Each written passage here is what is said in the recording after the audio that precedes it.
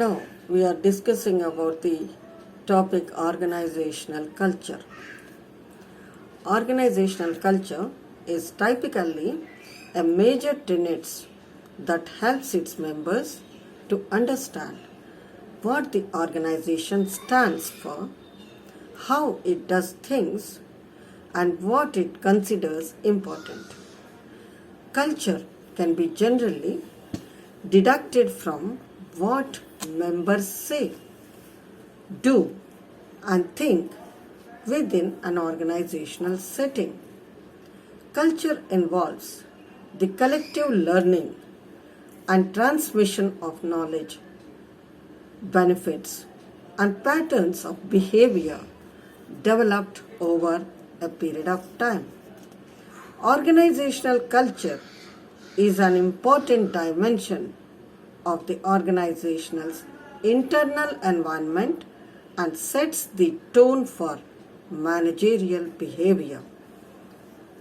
How it is important to business organization.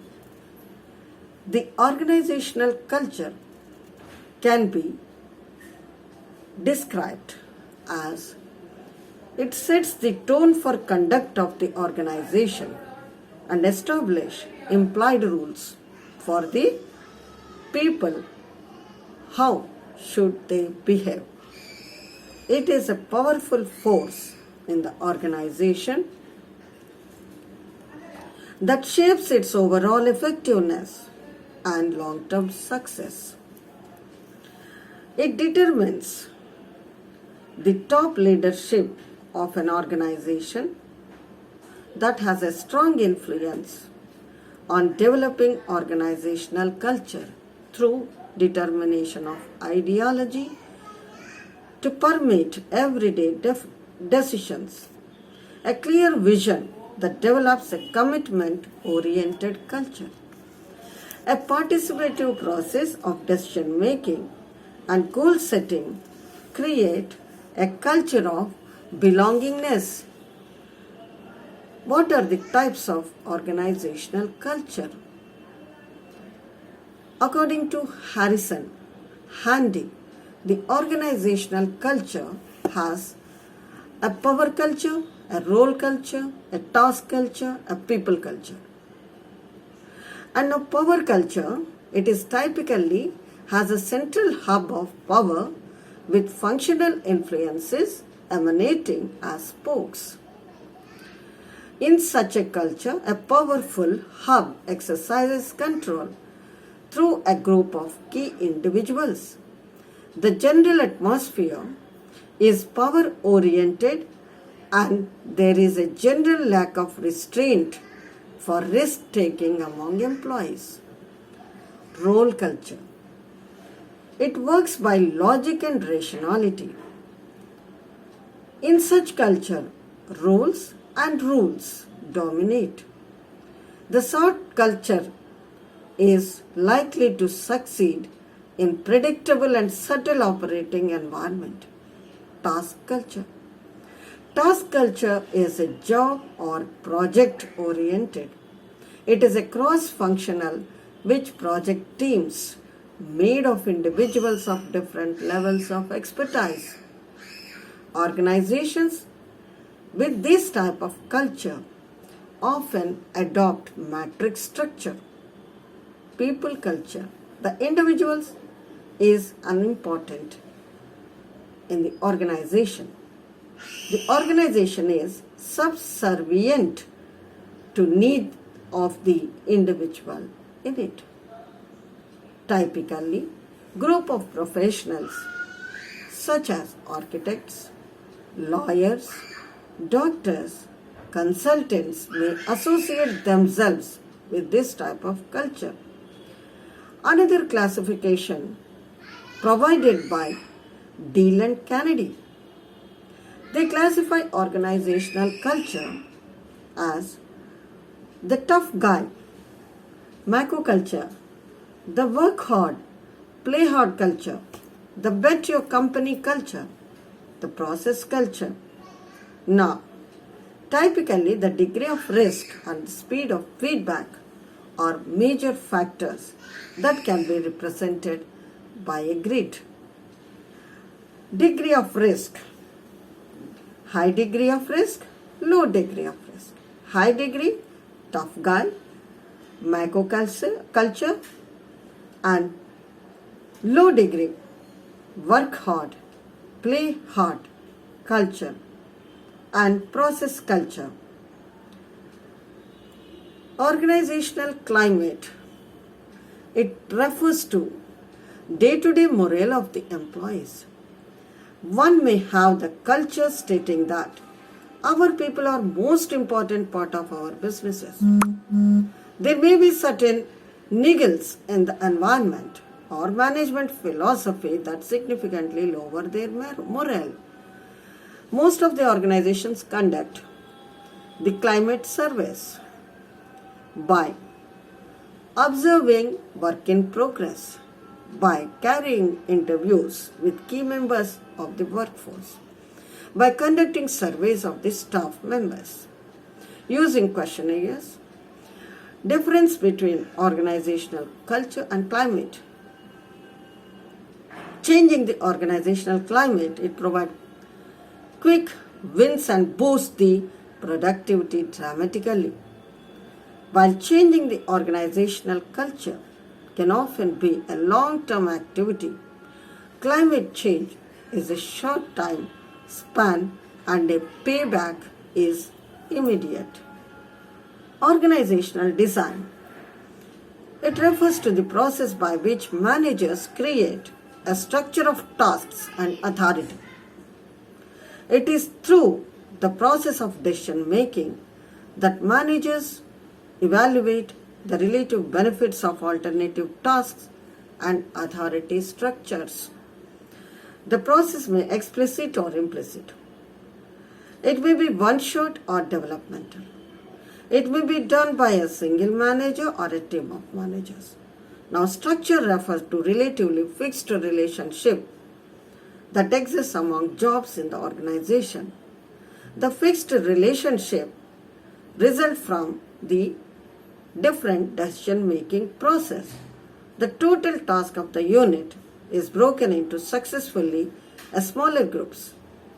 The task is divided and specialized among the persons in a limit.